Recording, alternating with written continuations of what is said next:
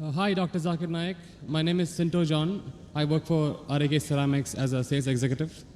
I'm a Christian and a strong believer in Jesus Christ as my God. I am well aware that all Muslims do consider Jesus Christ to high regard as a prophet. My question is regarding the issue on prohibition of pork in Islam. My first question is, do you consider all the words of Jesus and the miracles performed by Jesus as mentioned in the Bible? And if so, let me explain to you one thing. The premise in which Christians believe that pork or no food is prohibited is from the gospel when Jesus says that whatever comes into you goes out of you, but what comes from your heart is what makes a man pure or impure. So if you consider that, then why do you think, and if you consider Jesus as a prophet, then why do you say that pork is prohibited in Islam? And if not, what do you think Jesus meant by when he said that? Before I answer the question, I'd like to welcome the chairman of the Dubai International Holy Quran Award, Mr. Ibrahim Bumala, and also the deputy chairman, Dr. Saeed, for giving us a wonderful opportunity and making us available this hall till so late also, mashallah. I'd like to thank him, and I pray to Almighty God that He gives more opportunity for people of Dubai to hear such lectures, and so that more and more people get hidayah. And inshallah, the thawab of the people accepting Islam will also go to the Dubai International Quran Award, inshallah. To Dr. Ibrahim Bumala and also to Sheikh Muhammad, inshallah. The brother asked the question that, do I believe in the miracles of Jesus Christ mentioned in the Bible? Brother, I believe whatever is mentioned in the Bible, if it matches with the Quran, I believe in it. If it goes against the Quran, I disbelieve in it. If it does not go against, does not match, it is ambiguous. Whatever is matching with the Quran, I believe in it. As far as the second part of the question is concerned, that you say regarding the prohibition of pork, it has been nullified because Jesus Christ, peace be upon him, says, whatever comes in to you goes out, and main thing is from your heart. How does this nullify? You fail to realize that means you are not reading the Bible. Jesus Christ, peace be upon him, said in the Gospel of Matthew, chapter number 5, verse number 17 to 20, it says, think not that I have come to destroy the law of the prophets. I have come not to destroy but to fulfill. I have come not to destroy but to fulfill. Whosoever shall break one jot or tittle from the law, he will be called least in the kingdom of heaven. That means you cannot break one jot or tittle from the law. That's what Jesus Christ, peace be upon him, said. Now you pick up another verse and says, what comes into you goes out, what is from your heart, you can have pork. Where does it mean you can have pork? You're contradicting your God, Jesus Christ, peace be upon him. It says, think not that I have come to destroy the law of the prophets. I have come not to destroy but to fulfill. Unless the heavens and the earth pass away, not one jot or tittle can pass away from the law until they are fulfilled. And whosoever shall break one law or tittle, he shall be called least in the kingdom of heaven. Whosoever shall keep it and teach men the same, they shall be called great in the kingdom of heaven. Unless your righteousness exceeds the righteousness of the scribes and the Pharisees, in no way shall you enter the kingdom of heaven. So if you want to go to Jannah, you have to be better than the Jews. You have to follow each and every commandment of Moses, peace be upon him. This is the teachings of Jesus Christ. Gospel of Matthew, chapter number 5, verse number 17 to 20. Okay, if that is so, then what do you think he meant when he said that whatever you eat comes in, whatever comes in out and goes out of you, what is from your heart is what decides what is pure or impure? It is simple. What comes in goes out. What's the problem in that? No, whatever you eat goes out. Is there any problem in that? No, it was asked in relevance when Jesus' disciples were questioned by the Jews that why are they not following the traditional ceremony of washing their hands before eating food. That's when Jesus replied that don't you understand that what you eat doesn't matter if it is pure or impure. What you eat, it goes into you and comes out of you. He didn't say it doesn't matter what you're eating is pure and impure. That's your saying. It's not mentioned in the Bible that way. No, it is mentioned in the Bible that what you Does it say that whether what you're eating is pure or impure doesn't matter? Does it say that? No, it doesn't say. I'm sorry. So please don't put your words in the Bible, please. Fine. But what I'm quoting is verbatim. Fine. You can check up. I'm quoting from my memory. I don't have the Bible in front of me. But you're saying, you're putting your words into the Bible. No, but he definitely said that what you eat comes out of you. Of course, what you eat has to come out.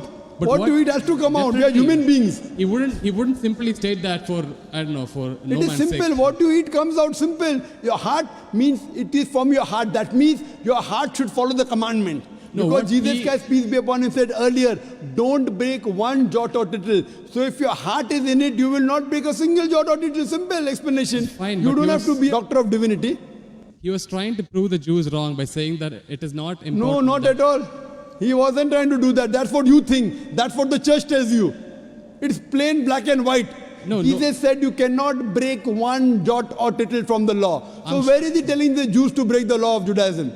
He's not telling that. He is not giving any indication for the Jews to break the laws of Judaism.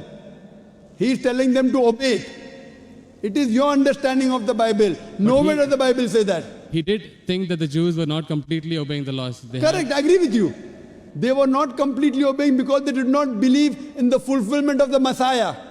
Because the Jewish scripture says there's a Messiah to come. We Muslims, we believe in it. The Jews don't believe. So he was trying to explain to them, I am the Messiah.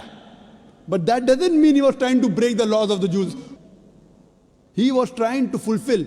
Think not that I have come to destroy the law of the prophets. I have come not to destroy but to fulfill. Simple. I am asking you, do you have pork, brother? I'm sorry? Do you have pork? Yeah, occasionally. That means you're not a good Christian. You're not a good Christian. Even occasionally you break one law or tittle, you shall not go to Jannah. Not Quran says that, Bible says that. Even if you have pork and you break one law or a tittle, you shall not go to paradise. You shall not enter eternal life. And you said that you are a practicing Christian. You said you believe Jesus Christ is God. I don't believe Jesus is God, but I follow his teachings. I love him more than you. This is what Jesus said. It's from the heart. This is the explanation of your verse. It's from my heart. I love him. I love Jesus Christ. Peace be upon him. Do you? I don't think so. It is I do. theoretical, not I from do. your heart. Verbally, yes. No, I do, very strongly. So if you strongly believe in Jesus Christ, peace be upon him, why are you disobeying him? Why? Why are you disobeying him? I don't think I am disobeying him until now. But I'm quoting you from the Bible, Gospel of Matthew chapter 5 verse 17. Think not I have come to destroy the Okay. law of the prophets. And Okay. I've given you quotation from Leviticus chapter 11 verse 7 to 8, Deuteronomy chapter 14 verse number 8, book of Isaiah chapter 65 verse number 2 to 5. References. Okay, if that's the case, in the Old Testament it is said that an eye for an eye, a tooth for a tooth. But what did Jesus Christ say? If somebody slaps you, show him the other side. Now what isn't that like a defying of the law?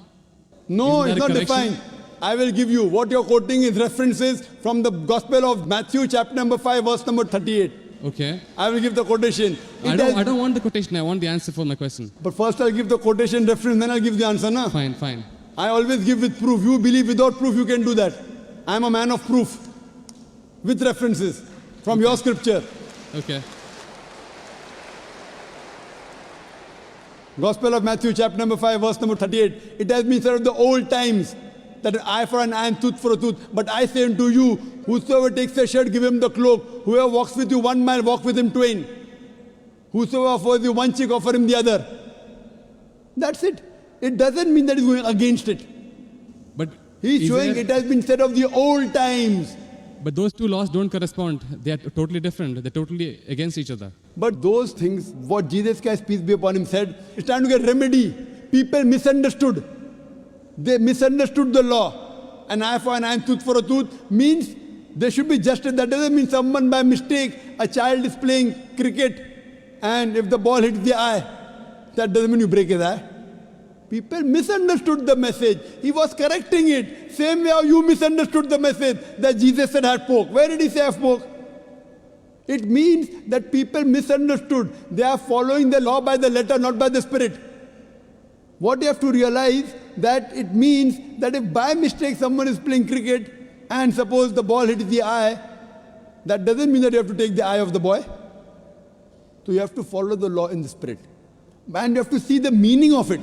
That's important. That's what Jesus Christ, peace be upon him, tried to explain. I'm asking the question, will you follow Jesus Christ, peace be upon law today? If someone slaps you on one cheek, will you offer the other? There are many people waiting in the queue. Will you do that? I'm sorry? There are many people waiting in the queue. Okay. Will you follow Jesus' law? If someone slaps you, will you offer the other? No, but that is wrong then. According to me, it is wrong. According to you, it is correct, na? You believe Jesus Christ is your God, peace be upon him. Yes. If someone slaps you, will you offer the other? So you can come on the stage here. We'll have many people slapping you. I didn't understand actually. It's not clear. That verse of the Bible also says someone slaps you on one cheek, offer the other. Yeah. Do you believe in that law? I do, yes. So if someone slaps you, will you offer the other cheek? Exactly. If I don't, that means I'm disobeying his laws. That's it. Okay, suppose if I tell that from today, everyone will come and hit you on the cheek. Maybe once or twice you'll offer. Will you offer always? Well, that depends on my depth of the faith. I mean, if I'm really strong believer, then I would definitely offer. Is any Christian worth the name born today who will keep on offering his cheek? I have not met anyone. Do you agree that 30,000 people here, 30,000 slaps, will you take? But believe me, there are really true believers who would. I am asking you, will you? Leave us others, will you? I don't know. That means not a believer. That's I what don't we know is realize the it question. is. I don't know is the Therefore, what answer. we realize that every prophet came and for remedy. Today, Muhammad Sallallahu Alaihi Wasallam has come and he said, depending upon the situation, if it is by mistake, an eye for an eye, tooth for a tooth is wrong. If it is required, sometimes you can offer your cheek, but not always. If you offer the cheek, where is justice? If that way someone kills you, you allow them to kill again. Is this justice? It's not justice at all. Depending upon the situation, you have to keep on changing. Therefore, I say that I believe in the teachings of Jesus Christ, peace be upon him, which match with the Quran. If it doesn't match with the Quran, what I say, it's an interpolation, it's a concoction, it's a fabrication. Because everything written in the Bible is not the word of God. According to scholars of Christianity, they say there are many interpolations in the Bible, there are many concoctions, there are many fabrications. According to Christian journals, they say there are 50,000 errors in the Bible. How many? 50,000. So therefore, I don't consider Bible to be the word of God. There are many unscientific things mentioned in the Bible. If you read the book of Genesis, I can give a lecture only on the contradictions, on unscientific things. I don't consider word of God. Do you consider Bible to be the word of God? Yes. Okay. Now, do in the book of Genesis, chapter number 1, Yes. verse number 16, it says, Almighty God created two lights. The greater light, the sun, to rule the day, the lesser light, the moon, to rule the night. Bible says the light of the moon is its own light. Do you believe in that? The light of the moon is? Is its own light. Do you believe in that? No. That you don't believe in the Bible.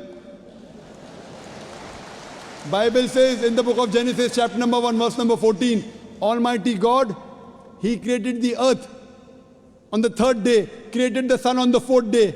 That means the earth and vegetables came before and sun came later on. Do you know science, brother?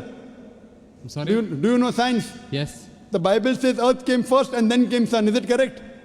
I don't know. No. Scientifically, is it correct? The earth came first and?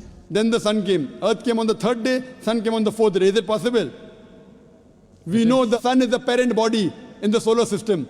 All the planets that revolve around the sun, they are the bodies from the sun. You know the Big Bang? Yes. So it is created simultaneously. But the Bible says earth on the third day, along with vegetables, sun on the fourth day. How can the vegetables survive without sunlight? Is it possible? If God can make it that way, why not? But do you believe in that? See what God can do, but will God do something which is wrong? Illogical thing God will do. See, reasoning with God, I don't think it is in our scope. It is beyond our scope. It is not in your scope, but in the scope of human beings like me. God has to be logical. You can't be illogical. Then if you say illogical, then you believe every monkey, any stone, any tree is God. But what What our brothers in India do. Everything is God for them. And then you say, don't argue with God. Don't reason with God. So then you start worshipping the stone also. Brother, you can't be illogical. Seek ye the truth shall free you. Thank you. So hope you seek the truth, brother. Sure.